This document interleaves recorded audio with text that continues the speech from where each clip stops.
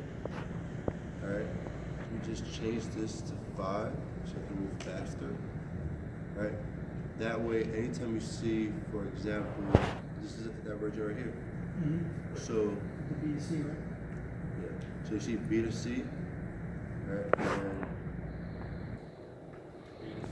yeah, so you see B to C, then you drop the trend line, then you got another divergent here. I mean, you got the divergent right here. So for it to make sense, So you're using the top and the bottom.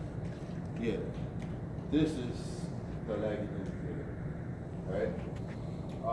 It'll show me divergence, meaning you see B to A is going up, right? But here, B to D. I mean B to D, yeah.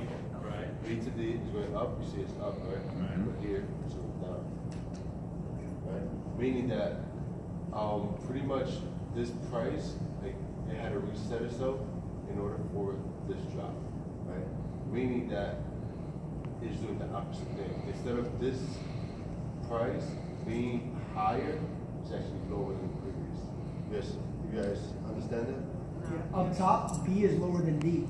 Yes, see, But on the B- bottom, B is higher than D. So pretty much, How do you know the bottom is where it be and so you're just lining it up? Yeah. pretty much. It's visually right. Okay. So here you can see. Let's see. Let's see if I can this. So if it's opposite, it's good.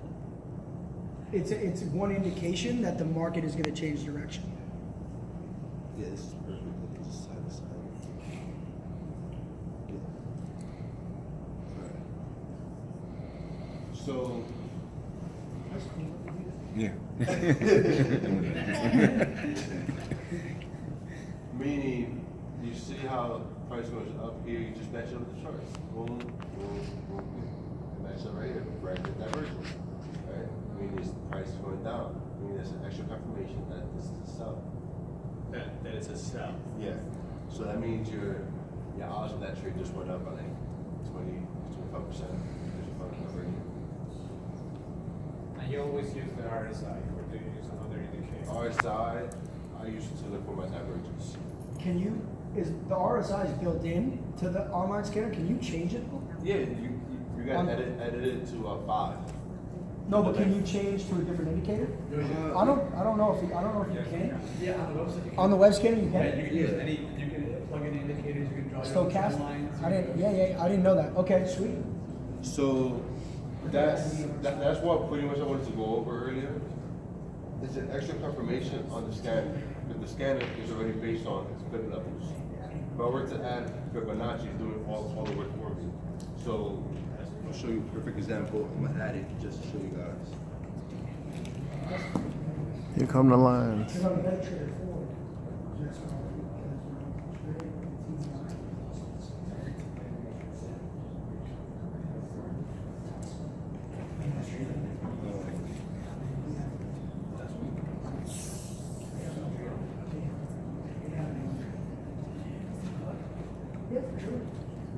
So just to see, who here is new to trading, like within the first couple months?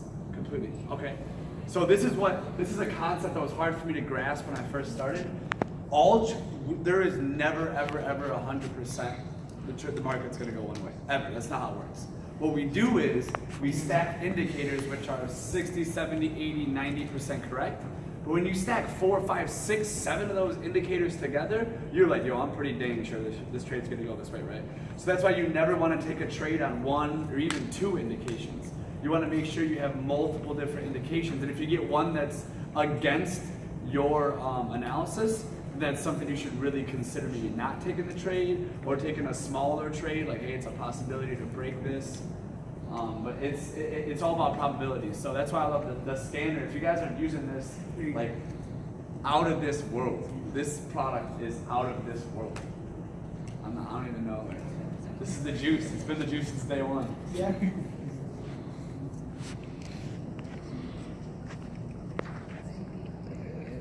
Who's he?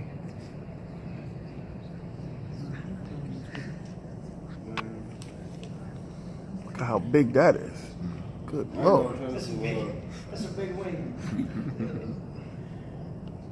This is why I love Max. Yeah, it's easy to do. Yeah, there you go. That was the pair. While he's doing that, I want to show you guys, I just want to finish this thought pretty quick. But look, one of the things that I actually learned from Chris that I didn't know in the first few months, that really, it makes a big difference in your trades, actually managing your trades. Okay, so it's okay to just put a trade in, but it's better to manage it. It makes just more sense to do some of the things that I'm about to show you guys. So number one, you can have what's called a risk-free trade. Now, there's multiple different personalities. You did? Okay, so risk-free trading, so Darwin went over that, which is huge. You went through trailing stop loss? I recommend people don't use trailing stop loss. Okay, so risk-free trading, trailing stop loss, and did you talk about partials? No. Okay, partial profits. Okay, and again, a lot of this stuff just depends on your actual personality and what your goals are. Hey, if your goals are to catch, huge moves, you want to make a lot of money, you're more of a gambler. Some people tell me I'm more of a gambler. Then this stuff may not be appealing to you. But, when a guy who's made a lot of money in the market says, this is some of the stuff that I did, I'm like, okay, I'll follow that. So, you guys went through risk-free trading. I would recommend that in almost any scenario. Okay, that way you go into a trade, it goes into profit, even if it turns around and goes the other way, Right. You're not getting kicked on the back door, right? Now you have a losing trade that was 30, 40 pips in profit or more. So that's a definite. Trailing stop loss, again, just depends.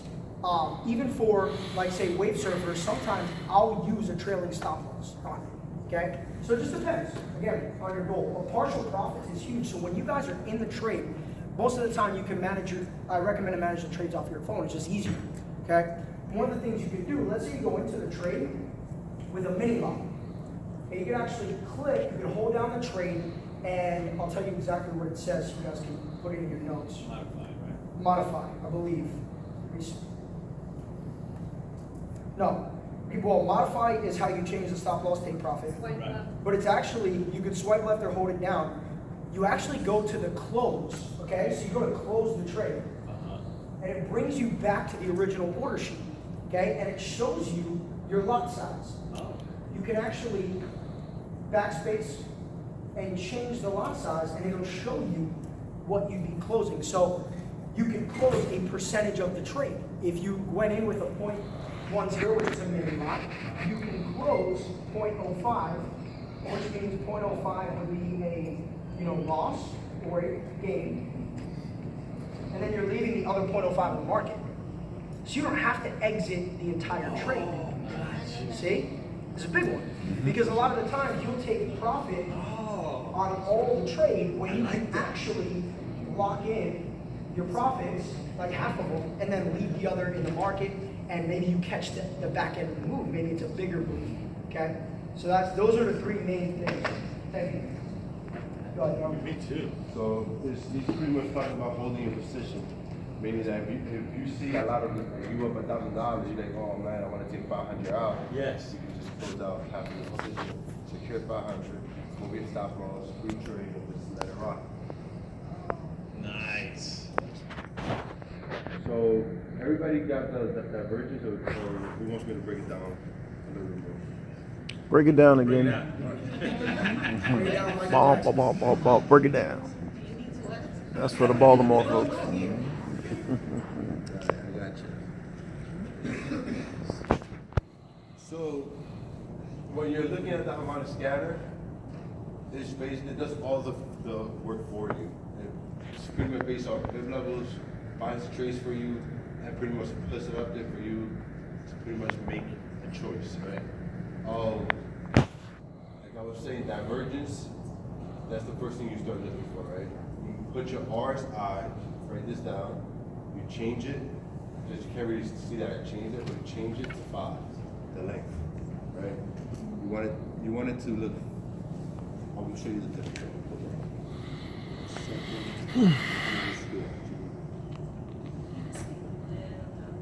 Yes, I got you. So you change it to 5. The default setting is 14, right? And 14 is too long. You can't really see what's going on. But if you change it to 5, which is the level I use, That's fine. every 5 days. I'll find Yeah, 5 minutes. Like the stays. Yeah, pretty much. I think so, yeah, alright. So, look how much it opens up more. You can see more of what's going on. So, If I change it, look at right here. if I change it to 5, it expands more. It gives you more, like, Gives you more. more accuracy on your trades. And what time frame do you recommend to 4 an hour. Right? It works in all time frame, but I recommend 4 an hour. The time frame that you find trades, even if you're trading a 15-minute chart, just know, do not stay in that trade for long. Close out your trade. You're looking at a small time frame, meaning you have a small time to make profits. You guys understand that? The 15 is a small time to make profit, Yes. right? Hour, 4 hour, day, those are more swing trades that you see and that you want to take, right? This trade, for example, you do not want to be in it long. It's saying 114, look, it says 16 pips. You have 16, pretty much total pips, about 30 pips, right? It's in a smaller time frame, right? If you're using the scanner, if you always take profit TP1 and always get in new trades TP1, TP1, TP1, you see a lot more results instead of trying to hold it and trying to pretty much each level. After TP1, take profit 1, is more of a less chance of reaching it. You guys get that? Reaching 2. Reaching 2 and reaching 3. Okay. So TP1 has the highest percentage, right? So if you're over securing the bag at take profit 1, you secure the bag, right? To getting out a lot of trades, Right. you're gonna be profitable most of the time, right? But if you're here trying to hold it to TP3, look, it retraces right here, right? You take profit TP1. If you guys go to the scanner, you guys gonna see, oh my God, it hits TP1 every single time. So it's not every single, about 90%. It hits TP1. Like if I go through it right now, a few of them, I'm gonna go through 3.